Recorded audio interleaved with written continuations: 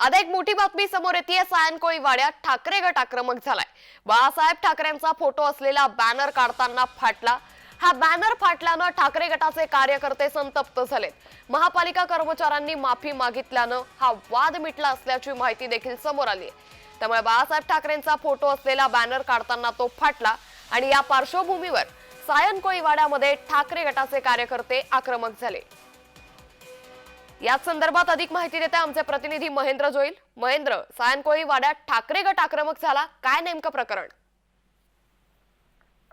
काल रात्रीची ही घटना आहे। सायन कोळीवाडा शाखा क्रमांक 173 येथे ठाकरे गटाचे जे कार्यकर्ते ते आक्रमक झाले होते। बाळासाहेब ठाकरे यांचा 23 तारखेला जो जन्मदिन आहे त्या जन्मदिनाचे जे बॅनर आहेत ते लावल्यामुळे या ठिकाणी बऱ्याच प्रमाणात बॅनर लावले आहेत आणि ते बॅनर जे ते महापालिकेकडून काढले आणि ते काढताना काही बॅनर फाटले गेले होते आणि त्यामुळे पालिका आणि पोलीस यांच्या विरोधात ठाकरे गटाचे कार्यकर्ते ते आक्रमक झाले होते।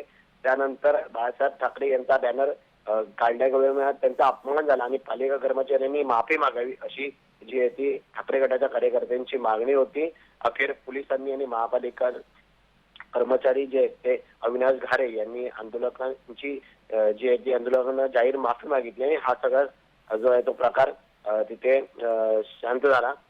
एकंदरीत आता सध्या जी ठाकरे गटाची जे निवडणुकीसाठी किंवा जे बाळासाहेब ठाकरेंचा जो जन्मदिन आहे त्यामुळे शहरात मोठ्या प्रमाणात बॅनरबाजी करण्यात येते। नक्कीच, त्यामुळे महापालिका आयुक्त कर्मचाऱ्यांनी माफी मागितल्यानं हा संपूर्ण वाद मिटला। धन्यवाद महेंद्र, आपण दिलेल्या सविस्तर माहितीसाठी।